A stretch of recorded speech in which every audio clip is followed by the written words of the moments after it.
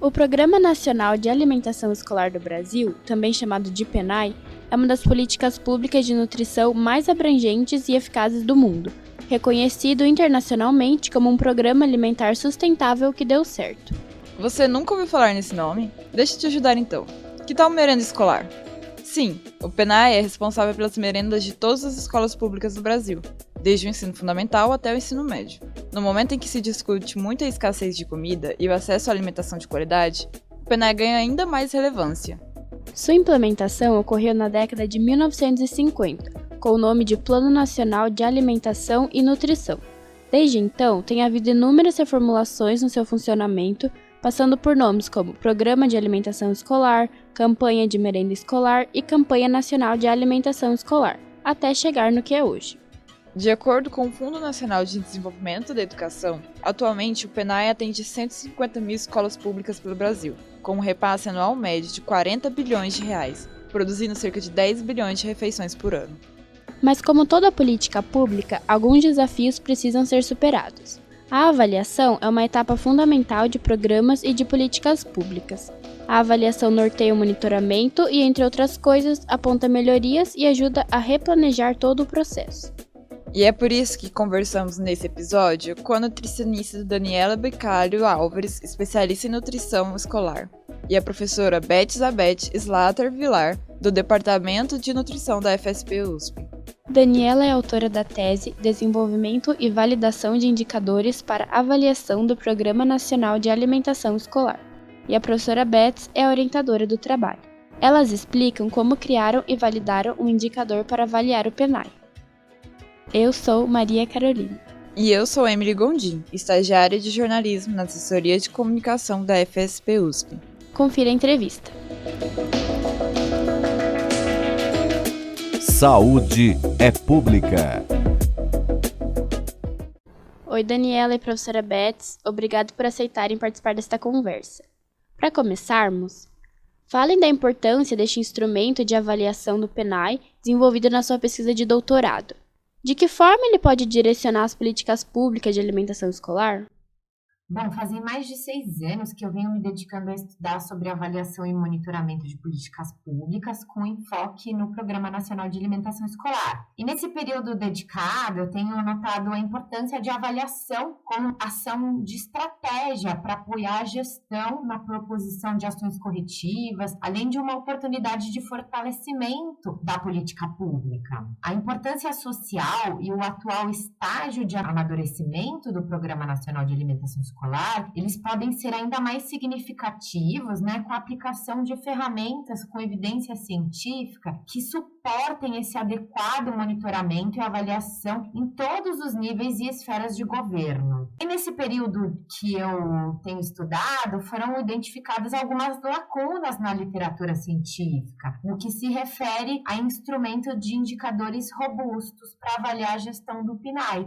Historicamente, o Programa Nacional de Alimentação Escolar não teve nenhum tipo de avaliação em termos estaduais, federais ou em termos nacionais. A gente observa na literatura científica estudos de caso, onde se avalia a parte de saúde nutricional por meio de indicadores antropométricos ou alguns indicadores, marcadores de consumo, mas isto é em nível específico, como se fosse um estudo de caso. A nossa proposta é que este novo instrumento seja capaz de avaliar a gestão do programa em diferentes níveis, seja o diretor avaliando a sua escola, seja um secretário municipal ou estadual avaliando suas escolas no seu território, ou em termos federais, e que o FNDE se aproprie deste instrumento e possa efetivamente aplicá-lo em nível nacional.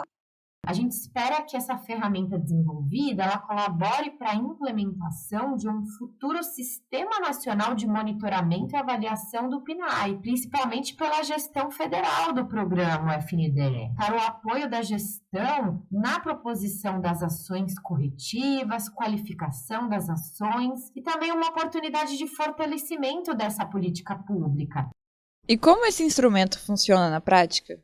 Ele contém 13 indicadores que foram desenvolvidos para avaliação e monitoramento da gestão local do programa qualquer município ou estado de todo o Brasil ele pode aplicar esse instrumento. Ele tem uma aplicação simples, ele pode ser aplicado pelo nutricionista, responsável técnico, pelo gestor, pelo diretor dessa unidade escolar ou até mesmo pelo próprio Fundo Nacional de Desenvolvimento da Educação.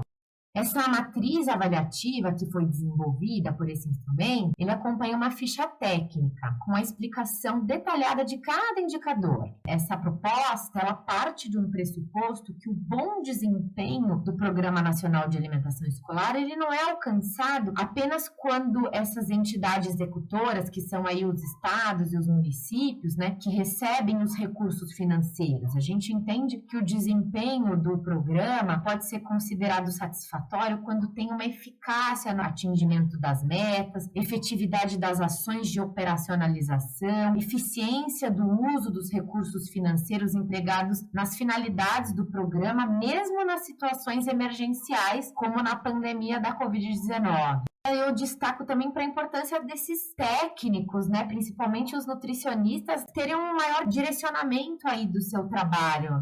Você poderia falar um pouco mais sobre os 3 indicadores que você citou, Daniela? O primeiro indicador, ele chama a execução dos recursos financeiros, tem o indicador de universalidade do atendimento, monitoramento técnico do programa, a oferta de alimentos in natura nos cardápios, o uso de alimentos ultraprocessados, o apoio à agricultura familiar, adequação das necessidades nutricionais. Também temos indicadores com relação à educação alimentar e nutricional, com relação aos alunos com necessidades especiais, tem indicador relacionado à adesão à alimentação escolar, ao controle social, aos horários das refeições. Quando a gente pensou os indicadores, a gente pensou em abarcar todas as diretrizes que correspondem à legislação do programa. Teria como saber os efeitos que essa ferramenta poderia gerar para a gestão do PNAE? Ele está atualmente sendo aplicado na prática por uma pesquisa de mestrado de uma colega nossa aqui da Faculdade de Saúde Pública, a Cristiane Paiva. A gente tem resultados parciais, né, que demonstram aí uma boa aplicabilidade do instrumento na prática e em breve a gente tem a publicação dos resultados. O mestrado da Cristiane Paiva vai avaliar as formas de gestão em nível estadual e aqui a gente tem outro público, sim? São adolescentes e jovens adultos que o PNAE atende, em torno de 35 ou 37 institutos federais.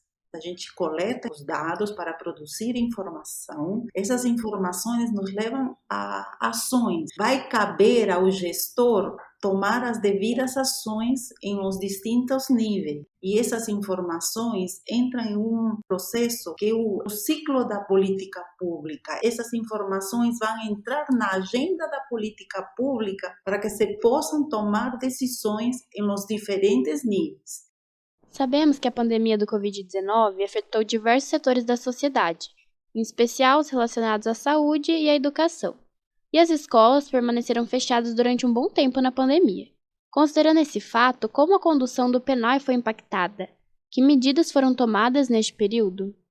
Bom, a pandemia culminou em mudanças significativas no modus operandi da política pública de alimentação escolar brasileira. Para manter a política pública de isolamento, né, dos estudantes em casa, com menores prejuízos à alimentação escolar, o governo federal publicou apenas em abril, um mês depois do fechamento das escolas, a legislação 13.987, que autorizou os estados e municípios a distribuírem os gêneros alimentícios com os recursos financeiros do PNAE para os pais ou responsáveis dos estudantes nas escolas públicas.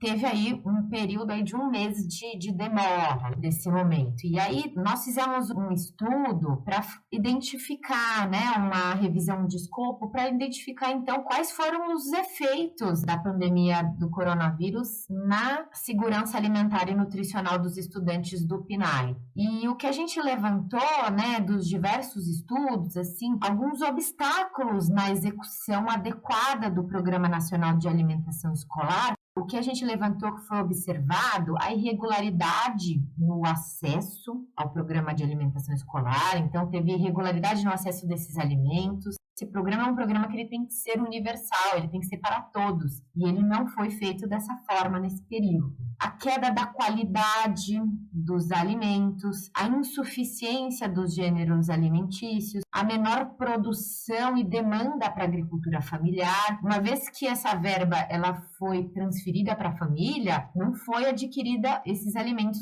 da agricultura familiar. Os recursos financeiros eles foram insuficientes. Uma vez que essa verba ela é transferida para a família, a gente sabe que o programa ele corre o risco de ser absorvido aí pela família como um todo, e não somente para aquele aluno, né? Então, o programa de alimentação escolar precisa ser unido a outras políticas públicas, como a transferência de renda, por exemplo. Teve problema na logística de abastecimento, a gestão, né? Os atores que estavam ali, eles estavam despreparados, né?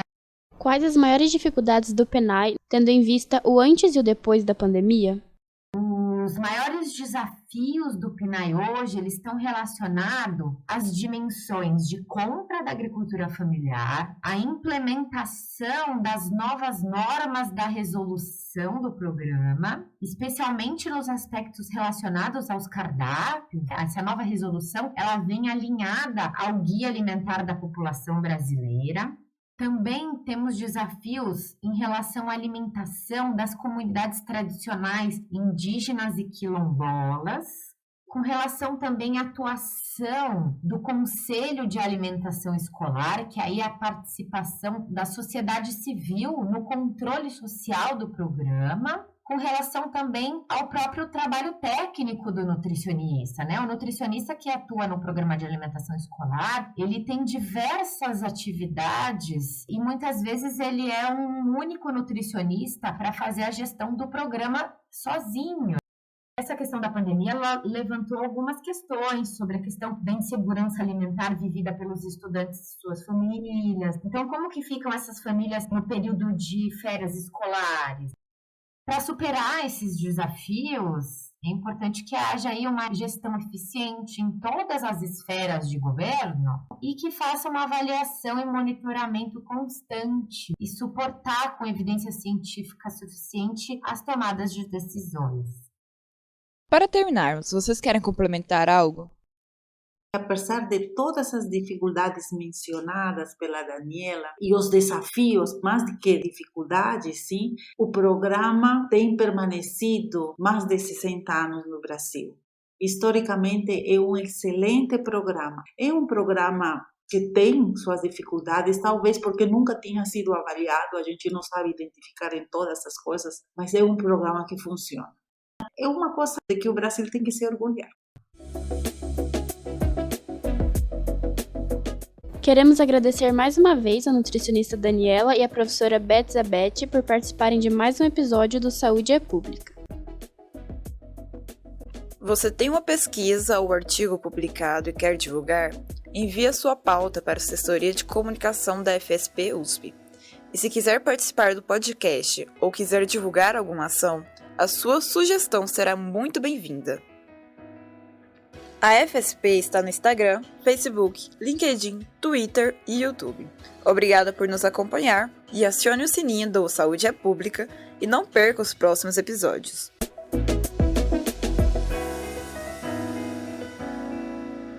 Este episódio contou com a coordenação editorial de Silvia Miguel.